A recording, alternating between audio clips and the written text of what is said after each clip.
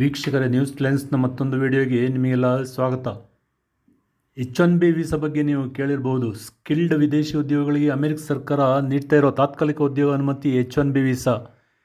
ಎಂಜಿನಿಯರ್ಗಳ ನೇಮಕಕ್ಕೆ ಅಮೆರಿಕದ ಟೆಕ್ ಕಂಪನಿಗಳು ಮತ್ತು ವೈದ್ಯರ ನೇಮಕಕ್ಕೆ ಅಮೆರಿಕದ ಪ್ರತಿಷ್ಠಿತ ಆಸ್ಪತ್ರೆಗಳು H-1B ವೀಸಾ ಬಳಸಿಕೊಳ್ತಿವೆ. H-1B ವೀಸಾಗಳಲ್ಲಿ ಬಹುಪಾಲು ಅಂದರೆ 72% ಭಾರತೀಯ ಉದ್ಯೋಗಿಗಳ ಪಾಲಾಗ್ತಿದೆ. 12% ಚೀನಿಯರಿಗೆ ಹೋಗ್ತಿದೆ. ಈಗ ಅಮೆರಿಕದಲ್ಲಿ ವಾಸ ಮಾಡ್ತಿರೋ ಭಾರತೀಯರ ವಿರುದ್ಧ ಮಾಗಾ ಬೆಂಬಲಿಗರ ಅಭಿಯಾನ ಆರಂಭವಾಗಿದೆ. ಮಾಗಾ ಎಂದರೆ ಮೇಕ್ ಅಮೆರಿಕಾ ಗ್ರೇಟ್ ಅಗೇನ್ ಎಂಬ ಘೋಷವಾಕ್ಯ. ಅಮೆರಿಕನ ಕೆಲಸಗಳನ್ನು ಭಾರತೀಯರು ಕಸಿದುಕೊಳ್ತಿದ್ದಾರೆಂದು ಮಾಗಾ ಆರೋಪಿಸ್ತಾ ಇದೆ. ಸ್ವಾಮಿ, ನಿಮಗೆ ಅಷ್ಟೊಂದು ಕೌಶಲ್ಯ ಇದ್ದಿದ್ರೆ ನಿಮಗೆ ಕೆಲಸ ಸಿಗ್ತಿರ್ಲಿಲ್ವೇ? ಕೈಲಾಗದವರು ಮೈ ಪರಿಚಿಕೊಂಡ್ರೆ ಎಂಬಂತೆ ಯಾಕೆ ಭಾರತೀಯರ ಮೇಲೆ ಗೂಬೆ ಕೂರಿಸ್ತೀರಿ? ಡೊನಾಲ್ಡ್ ಟ್ರಂಪ್ ತಮ್ಮ ಅಧ್ಯಕ್ಷೀಯ ಚುನಾವಣೆ ಪ್ರಚಾರದಲ್ಲಿ ಮಾಗಾ ಸ್ಲೋಗನ್ ಬಳಸಿಕೊಂಡಿದ್ದರು. H-1B ವೀಸಾಗೆ ಕಠಿಣ ನಿಯಮಗಳನ್ನು ವಿಧಿಸುವುದಾಗಿ ಟ್ರಂಪ್ ಚುನಾವಣೆ ಸಂದರ್ಭದಲ್ಲಿ ಘೋಷಿಸಿದ್ದರು. ಆದರೆ ಅಧ್ಯಕ್ಷರಾದ ಮೇಲೆ ಟ್ರಂಪ್ ಉಲ್ಟಾ ಹೊಡೆದರು. ಏಕೆಂದರೆ ವಾಸ್ತವ ಪರಿಸ್ಥಿತಿ ಅವರಿಗೂ ಅರ್ಥವಾಗಿತ್ತು. ಟೆಕ್ ಕಂಪನಿಗಳಿಗೆ ಬೇಕಾದ ಉದ್ಯೋಗ ಕೌಶಲ್ಯ ಅಮೆರಿಕನ್ನರಲ್ಲಿ ಸಿಗೋದು ಕಡಿಮೆ. ಅಮೆರಿಕದ ಶ್ರೀಮಂತ ಉದ್ಯಮಿ ಎಲಾನ್ ಮಸ್ಕ್ ಕೂಡ ಅದನ್ನೇ ಹೇಳಿದ್ದಾರೆ.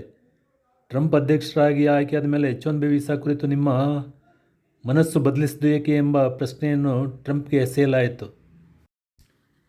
ನಮ್ಮ ದೇಶದಲ್ಲಿ ಕಾಂಪಿಟೆಂಟ್ ಪೀಪಲ್ ಇರೋದು ಅಗತ್ಯವಾಗಿದೆ ಅಂತ ಟ್ರಂಪ್ ಉತ್ತರ ಹೇಳಿದ್ದರು. ಅಂದರೆ ವಿದೇಶ ಕಾಂಪಿಟೆಂಟ್ ಜನರನ್ನು ಬಳಸಿಕೊಂಡು ಅಮೆರಿಕದ ಪ್ರತಿಷ್ಠಿತ ಕಂಪನಿಗಳನ್ನು ನಡೆಸ್ತಿರೋದು ಎಲ್ಲರಿಗೂ ಗೊತ್ತಿರುವ ವಿಚಾರವೇ. ಅಮೆರಿಕ ಮಾತ್ರವಲ್ಲದೆ ಆಸ್ಟ್ರೇಲಿಯಾ, ಇಂಗ್ಲೆಂಡ್ ಮುಂತಾದ ರಾಷ್ಟ್ರಗಳು ಕೂಡ ಇದೇ ದಾರಿ ಅನುಸರಿಸ್ತಾ ಇವೆ. IT ಕಂಪನಿಗಳಲ್ಲಿ ಭಾರತದ ನುರಿತ ಉದ್ಯೋಗಿಗಳಿಗೆ ರತ್ನಗಂಬಳಿ ಸ್ವಾಗತ ನೀಡ್ತಾ ಇದೆ. ಭಾರತ ಎಂಜಿನಿಯರಿಂಗ್ ಮತ್ತು ವೈದ್ಯಕೀಯ ಶಿಕ್ಷಣ ಉತ್ಕೃಷ್ಟ ದರ್ಜೆಯಿಂದ ಕೂಡಿದೆ. ಅತ್ಯಂತ ನುರಿತ ಎಂಜಿನಿಯರ್ಗಳು ಮತ್ತು ವೈದ್ಯರನ್ನು ಭಾರತ ತಯಾರಿಸುತ್ತಿದೆ. ಹೀಗಾಗಿ ವಿದೇಶಗಳ ಅನೇಕ ಟೆಕ್ ಕಂಪನಿಗಳು ಭಾರತದ ಎಂಜಿನಿಯರ್ಗಳ ಮೇಲೆ ಅವಲಂಬಿತವಾಗಿವೆ. ಭಾರತ ಅಷ್ಟೆಲ್ಲ ಪ್ರತಿಭಾವಂತರನ್ನು ತಯಾರಿಸ್ತಾ ಇದೆ, ಆದರೆ ಸೂಕ್ತ ಉದ್ಯೋಗಗಳನ್ನು ಒದಗಿಸಲು ಆಗ್ತಿಲ್ಲ. ಭಾರತದಲ್ಲಿ ಉತ್ಪಾದನಾ ವಲಯ ಕುಂಠಿತಗೊಂಡಿದೆ. ಹೀಗಾಗಿ ಇದು ಪ್ರತಿಭಾ ಪಲಾಯನಕ್ಕೆ ದಾರಿ ಕಲ್ಪಿಸಿದೆ. ಭಾರತ ಎಂಜಿನಿಯರ್ಗಳು, ವೈದ್ಯರು ವಿದೇಶಗಳಿಗೆ ಹಾರುತ್ತಿದ್ದಾರೆ. ಇಷ್ಟೆಲ್ಲ ಸಮಸ್ಯೆಗಳಿದ್ದರೂ ಭಾರತ 2040ರೊಳಗೆ ಸೂಪರ್ ಪವರ್ ರಾಷ್ಟ್ರವಾಗುತ್ತೆ ಅಂತ ಮಾರ್ಟಿನ್ ವುಲ್ಫ್ ಹೇಳಿದ್ದಾರೆ. ಆದರೆ ಹೆಚ್ಚಿನ ಆದಾಯದ ಆರ್ಥಿಕತೆ ಆಗೋದು ಕಷ್ಟ ಅಂತಲೂ ಅವರು ಹೇಳಿದ್ದಾರೆ. ಮಾರ್ಟಿನ್ ವುಲ್ಫ್ ಬ್ರಿಟನ್ ಪತ್ರಕರ್ತನಾಗಿದ್ದು ಆರ್ಥಿಕತೆಯ ಬಗ್ಗೆ ಕಮೆಂಟ್ ಮಾಡೋದರಲ್ಲಿ ನಿಷ್ಣಾತರು. ವುಲ್ಫ್ ಪ್ರಕಾರ ಹೆಚ್ಚಿನ ಆದಾಯದ ಆರ್ಥಿಕತೆ ಹೊಂದೋದಕ್ಕೆ ಭಾರತ GDP ವರ್ಷಕ್ಕೆ 7.5% ಮುಟ್ಟಬೇಕು.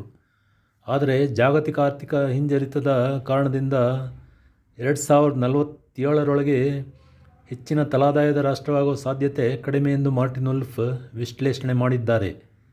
ಸುಮಾರು 1ನೇ ಶತಮಾನದಿಂದ 17ನೇ ಶತಮಾನದವರೆಗೆ ಭಾರತ ಜಗತ್ತಿನಲ್ಲೇ ಅತಿ ದೊಡ್ಡ ಆರ್ಥಿಕತೆಯನ್ನು ಹೊಂದಿದ ರಾಷ್ಟ್ರವಾಗಿತ್ತು. ವಿಶ್ವ ಸಂಪತ್ತಿನಲ್ಲಿ ಬಹುಪಾಲು ಭಾರತದ ನಿಯಂತ್ರಣದಲ್ಲಿತ್ತು. ಕ್ರಿಸ್ತಶಕ 1526ರಿಂದ 1858ರ ಮೊಘಲರ ಸಾಮ್ರಾಜ್ಯದ ಅವಧಿಯಲ್ಲಿ ಕೂಡ ಭಾರತ ಅಭೂತಪೂರ್ವ ಸಂಪತ್ತಿನಿಂದ ಕೂಡಿತ್ತು. ಮೊಘಲ್ ಸಾಮ್ರಾಜ್ಯದ ಅತ್ಯಂತ ಸಂಪದ್ಭರಿತ ಪ್ರಾಂತ್ಯ ಬೆಂಗಾಲ್ ಸುಬಾ ಸುಧಾರಿತ ಕೃಷಿ, ಜವಳಿ ಉತ್ಪಾದನೆ ಮತ್ತು ಹಡಗು ನಿರ್ಮಾಣದ ಕೇಂದ್ರ ಬಿಂದುವಾಗಿತ್ತು. 18ನೇ ಶತಮಾನದ ಆರಂಭದಲ್ಲೇ ಭಾರತ ವಿಶ್ವದ GDPಯಲ್ಲಿ 24.4% ಪಾಲು ಹೊಂದಿತ್ತು. ಜಗತ್ತಿನ ಜವಳಿ ವ್ಯಾಪಾರದ 25% ಪಾಲನ್ನು ಭಾರತ ಆಕ್ರಮಿಸಿಕೊಂಡಿತ್ತು. ಆದರೆ ಭಾರತಕ್ಕೆ ದುರ್ದಿನ ಶುರುವಾಗಿದ್ದು ಯಾವಾಗ? ಭಾರತದ ಪ್ರಾಕೃತಿಕ ಸಂಪತ್ತು ಕರಗಿ ಹೋಗಿದ್ದು ಹೇಗೆ? ಭಾರತ ಇಂತಹ ಘೋರ ಆಘಾತದಿಂದ ಚೇತರಿಸಿಕೊಂಡು ಹೇಗೆ ಮುನ್ನಡೆಯುತ್ತಾ ಇದೆ? ಎಲ್ಲ ವಿಷಯಗಳನ್ನು ಈಗ ನೋಡೋಣ. ಐರೋಪ್ಯ ರಾಷ್ಟ್ರಗಳ ವ್ಯಾಪಾರೋದ್ದೇಶದ ಕಂಪನಿಗಳು ವ್ಯಾಪಾರದ ನೆಪ ಮಾಡಿಕೊಂಡು ಭಾರತಕ್ಕೆ ಕಾಲಿಡ್ತು. ಕೊನೆಗೆ ಇಡೀ ದೇಶವನ್ನೇ ಕಬ್ಜಾ ಮಾಡಿಕೊಂಡು ಆಳ್ವಿಕೆ ಮಾಡಿದ್ದು ದುರಂತದ ಇತಿಹಾಸ. ಇಡೀ ದೇಶ ನೈಸರ್ಗಿಕ ಸಂಪತ್ತನ್ನು ಲೂಟಿ ಮಾಡಿ ತಮ್ಮ ದೇಶಗಳಿಗೆ ಸಾಗಿಸಿದ್ದು ಇತಿಹಾಸದಲ್ಲಿ ಎಂದಿಗೂ ಕ್ಷಮಿಸಲಾಗದ ಘೋರ ಅಪರಾಧ. ಭಾರತದಲ್ಲಿ ಬ್ರಿಟಿಷ್ ಈಸ್ಟ್ ಇಂಡಿಯಾ ಕಂಪನಿ ವ್ಯಾಪಾರದ ನೆಪ ಹೇಳಿಕೊಂಡು ಭಾರತಕ್ಕೆ 1608ರಲ್ಲಿ ಕಾಲಿಟ್ಟಿತು. ಆಗ ಮೊಘಲರ ಸಾಮ್ರಾಜ್ಯದಲ್ಲಿ ಬಲಿಷ್ಠ ಸುಲ್ತಾನರಿಲ್ಲದೆ ಪತನದ ಹಾದಿ ತುಳಿದಿತ್ತು. ಭಾರತದ ಒಂದೊಂದೇ ಪ್ರಾಂತ್ಯಗಳನ್ನು ಈ ಕಂಪನಿ ತನ್ನ ತೆಕ್ಕೆಗೆ ತೆಗೆದುಕೊಂಡಿತು.